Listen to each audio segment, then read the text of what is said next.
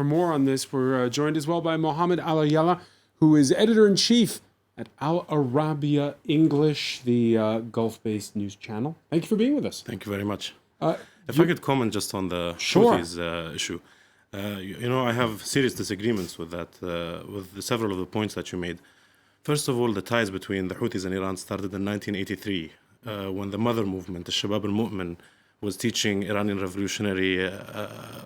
revolution propaganda in classrooms where the leadership of the Houthi militia was visiting Qum, visiting Lebanon. At that point in time, we saw that politically, not necessarily theologically, the Houthi movement assumed the political ideology of the Iranian revolution, carried out its slogans. You can see that there are similarities in propaganda tactics and media tactics. Lots of the Houthi militias' propaganda and comms operations are run out of Dahya in Lebanon. And no, perhaps nobody pressed the button in Iran, but Iranian advisors that are on the ground oversee the assembly of Iranian rockets in that country. I mean, that what is ludicrous truly is the idea that Iran would send ballistic missiles to the Houthis without any oversight on how they may be used, because these missiles could cause conventional war. So it is an Iranian pressing the button, but that Iranian is sitting on the ground in Yemen.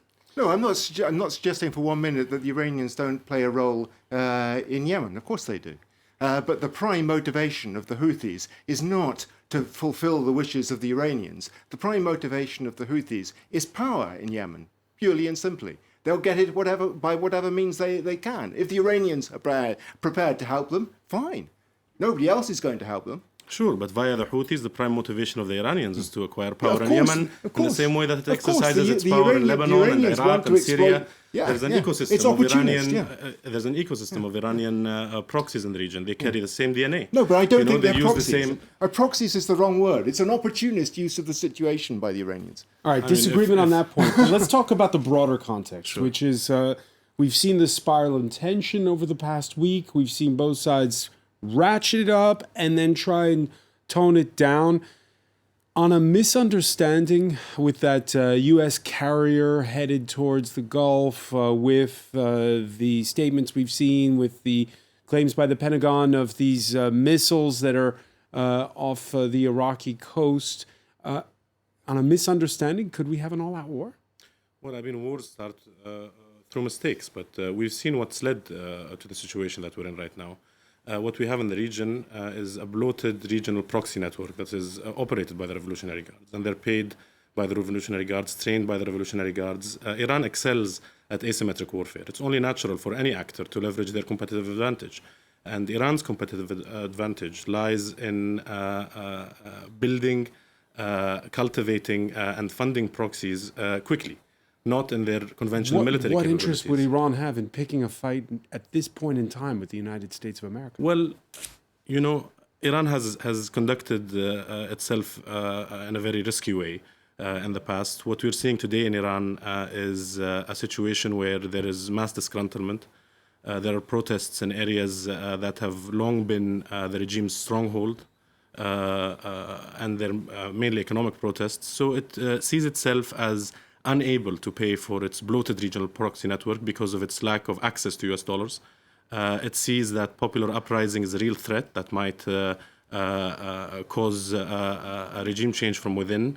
And it sees itself unable to sell oil or fund itself. So this might be a last resort. Now, there's skepticism on the part of the U.S.'s Western allies over the intelligence that's been shared so far. In fact, there was an awkward moment Wednesday during a joint Pentagon briefing of the anti-ISIS coalition in Syria and Iraq. Major General, UK Major General, Christopher GHIKA, he's the deputy commander of that force, speaking by conference call. Let's take a listen. There are a range of threats to American and coalition forces in Iraq and Syria. We monitor them all. Iranian-backed forces is clearly one of them. And I'm not going to go into the detail of it, but there are a substantial number of militia groups in Iraq and Syria, and we don't see any increased threat from many of them at this stage. Don't see any increased threat. He was then contradicted at this press briefing by the U.S. Central Command person. And for a lot of people, this is like 2003 when the U.S. claimed there were those weapons of mass destruction in Iraq. I think there are very little parallels between what we're seeing today and 2003. Also, it could be the case that the British haven't seen the evidence that the United States have reported on seeing. I mean, there was a New York Times article yesterday that detailed what the Americans are acting based upon, and it's small Revolutionary Guards ships that have been stocked with rockets.